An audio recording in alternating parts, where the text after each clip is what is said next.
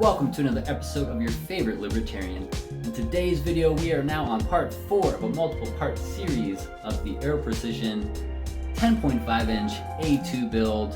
Very excited to take to the range and test it out. I'm saying it like I haven't already gone to the range and I'm not just editing the footage into this video.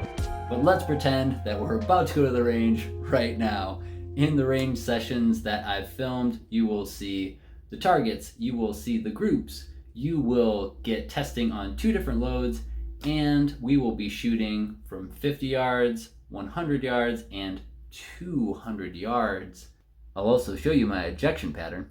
You'll get my initial shooting impressions, and there will be mods to come. So stay tuned for an exciting part 5 on that front.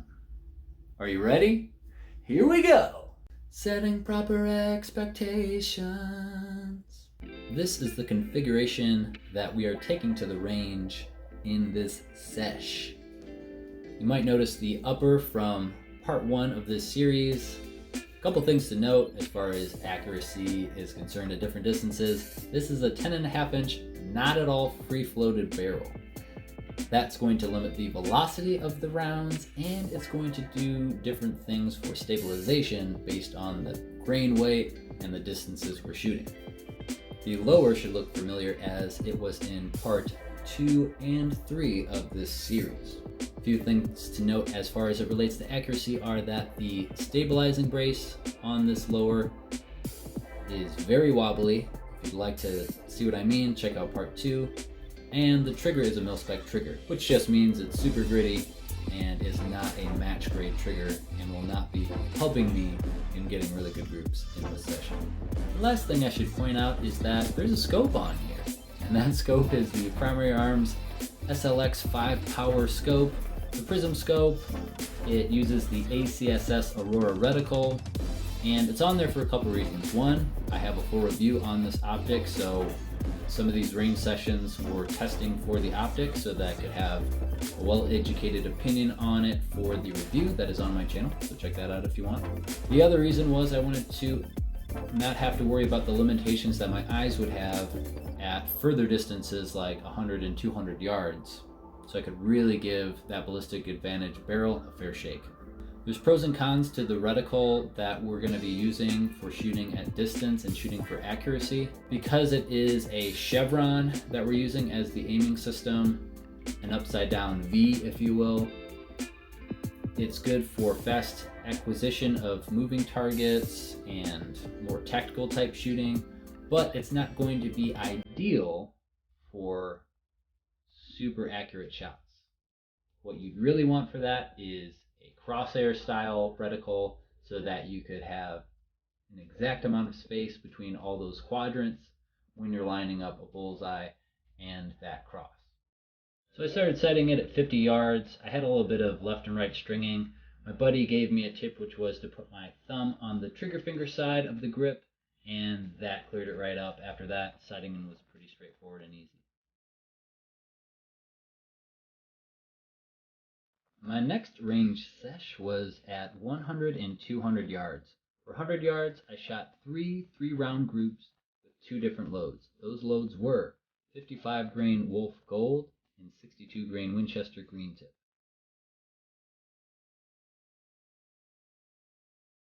Here are the first 3 groups with Wolf Gold. So here's the Wolf Gold 55 grain at 100 yards. This is the best group out of the 3. We are looking at exactly 1 MOA between these 2 rounds and this 3rd round. That's a 1 MOA group with Wolf Gold at 100 yards out of a 10.5 inch barrel. These groups were not as good. I was actually aiming exactly dead center with the tip of the chevron here. And this is where I was hitting. As it's sighted in for 50 yards, it makes sense. Here's the 100-yard target with the green tip. Best group that I know for sure is a real group is exactly, actually it's maybe 1 3/4 MOA, between 1 3/4 and 2 MOA. Not quite 2 MOA, a little bit smaller than that. So it's sub 2 MOA accuracy at 100 yards for this one. This one would be technically 1 MOA, but I don't know for sure if this is part of this group down here or if this is a string up here. I couldn't tell for sure, so this is the only real group that I'm going to go by for this.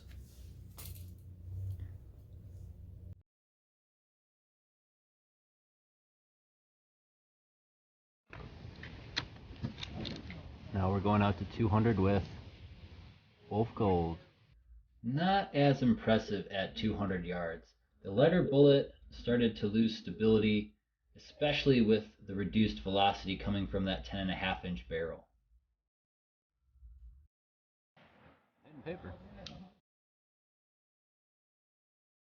This was built to be a lightweight, low-cost bag gun, so I shouldn't be too surprised that it's not excelling at 200 yards, but it is still hitting a smaller than man-sized target at 200 yards, so that's not too bad. I'm shooting green tip at 200 yards. That's the 6.230. Do 20-ish rounds on the left target now.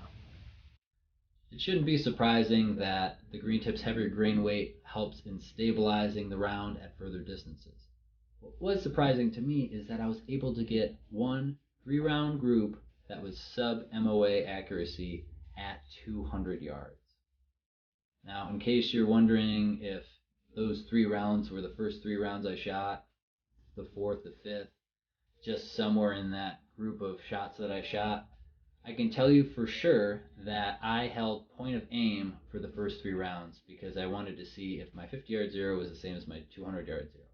Then, because I couldn't really see any of the impacts in the target, I started holding higher and holding lower for the rest of the rounds that were fired. And the reason I did that was because the black shoot and see part of the target is easier to see than the other colors. And the reason I held it higher or lower was because I thought, maybe I'm not hitting paper because I held point of aim and I didn't see anything in the black. Well, that was because all 3 rounds were either on the bullseye or very close to it. And that's also why when you look at the target, there's vertical stringing as I'm holding higher and lower after my initial 3 shots.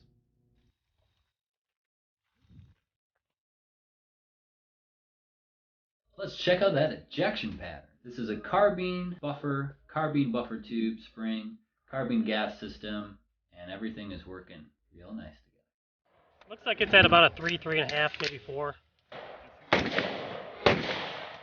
The ejection is anywhere from 3 o'clock to 4:30, which is the sweet spot in my opinion. Not overgassed, not undergassed, still in that reliable range, and still soft shooting. Initial shooting impressions. If you want the short answer, I am both shocked and impressed. And the reason I'm shocked is because we took a 10.5-inch barreled, mil-spec triggered, wobbly braced pistol, and we were able to get MOA accuracy at 100 yards with Wolf, and sub-MOA accuracy at 200 yards with Green Tip. Let that sink in. And for those reasons, I am also very impressed. I am most impressed with Ballistic Advantage's barrels. I thought, okay, yeah, that sub-MOA accuracy thing, yeah, maybe like their longer, free-floated barrels, maybe that would make sense. But a 10.5-inch non-free-floated barrel? Shut your mouth. Well, that range session was very gratifying and very validating for me. I'm really looking forward to part 5 of this series where we are going to look into some accessories and maybe even install them for you on YouTube. Well, that's going to do it for me and the range portion of this series. Be sure to like, comment, share, subscribe. Click on the Patreon link if you want to support my channel monetarily. Thanks for watching, and as always, stay free. God bless.